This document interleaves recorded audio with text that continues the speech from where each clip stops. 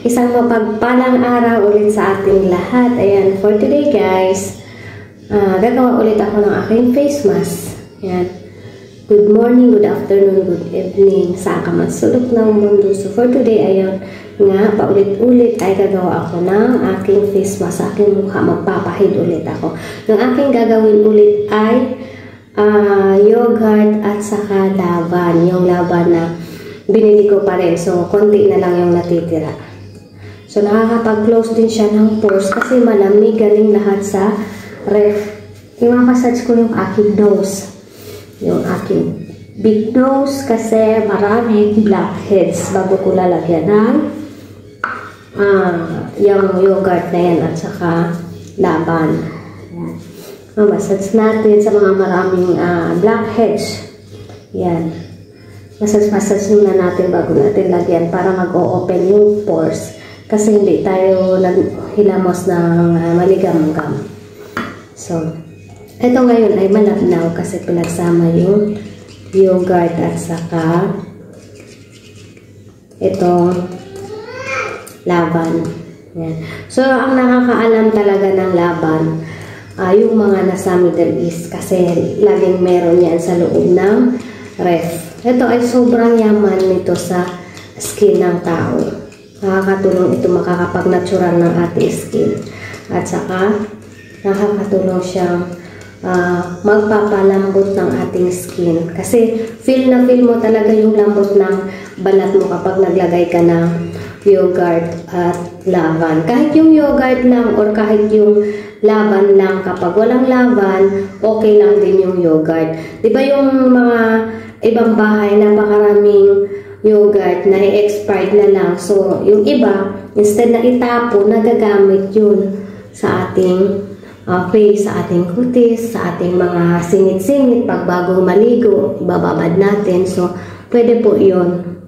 Yan. Kinamay ko na lang kasi wala akong bulak dito sa loob. Maganda siya na, maganda pag i-apply natin sa face, gamitan natin ng cotton. Pero as long as marami naman, okay lang kasi habang nag-a-apply ka, so yung mga balat din ng daliri mo ay nadadamay na rin malalagyan. Yan. Dati sa unang bahay na pinasukan ko, dami nilang laban. So nag-e-expired lang. Ang ginawa ko, habang binubuhos ko sa lababo, binuhos ko sa kamay. So, iba talaga yung kulay nung nabuhusan ng laban. Nag-lighten. Kasi ang tagal din bago ko hinugasan. Siguro mga 15 minutes din hinayaan ko sa kamay ko bago ko hinugasan. Kasi habang binubuhos ko sa lababo, nakaharang yung aking kamay. So, pag araw-araw natin nagagamit, or every other day, nakakatulong sa ating balat, lalo na sa mga balat na masyado tawag nito, masyado nang hindi naalagaan. Yan, lalo na sa aming mga OFW. Minsan lang makapag-alaga ng kutis, ng balat, ng face. Pero marami din namang iba nakakapag-alaga ng kanilang face kahit dito sa ibang bansa. Pero nung nasa Saudi talaga ako, hindi. Kasi grabe, stricta, wala kang private room na sariling kwarto, tapos lagi kang nasa labas, mainit. Grabe, sunog na sunog yung mukha ko sa init. Yan. Yung pekas talagang hindi nawawala.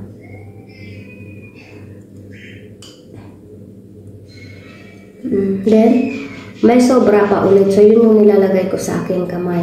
Konti lang naman ang gagamit natin yogurt at saka laban. Kahit isang kutsara lang ng laban, isang kutsara ng yogurt, pwede na, hindi pa rin yung mauubos. So, may matitira pa rin na pwede natin ilagay sa ating mga dito. Yan, pwede natin mailagay dyan.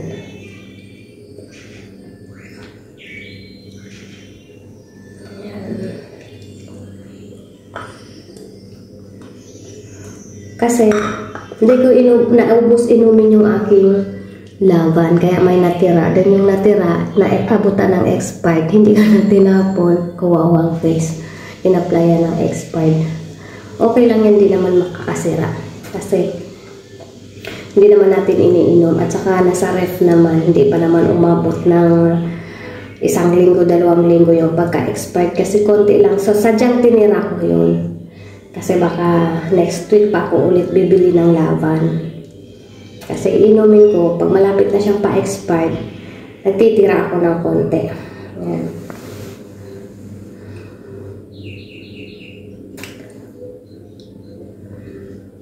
So, ganun pa rin, same as usual pa rin yung ginagawa ko.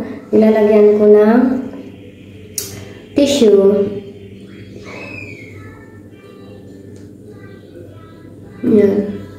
Okay lang yan, magpuputol kasi nasobrahan nga siya ng basa. Lalo na yung nasa bandang ilong, kailangan lagyan. Para pag natuyo, babalatan na lang natin. Then, sasama yung ating blackheads. Diba? Double purpose na face mask.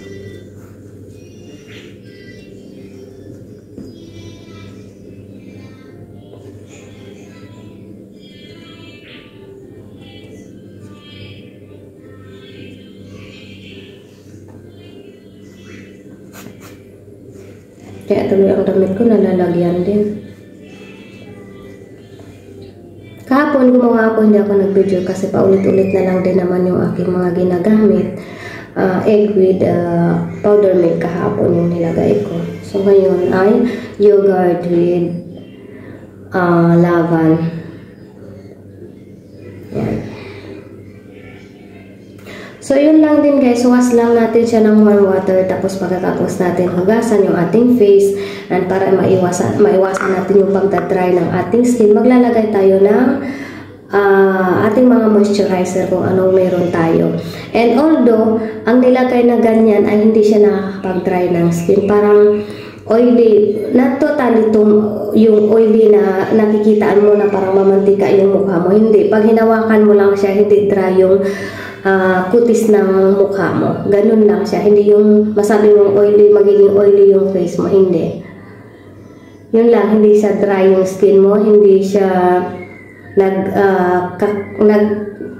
Lalo na kahit pag nalalagyan yung ating mga, lalo na pag laging nagkakrak yung ating mga lips yun. Pwede nating lagyan. Pero alam naman natin kung ano yung mga nakakatulong sa ating lips, lalo na ngayon magtataglamig. So yan dito sa Middle East, sobrang problema pagka ganun magtataglamig. Yung mga kamay natin, magbibitak-bitak yan sa mga paa at saka sa mga, ang pinaka number 1 sa lips natin. So ingatan natin, lagi tayong ready sa parating na taglamig. I-ready na natin yung ating mga panangga sa ating mga lips at kamay.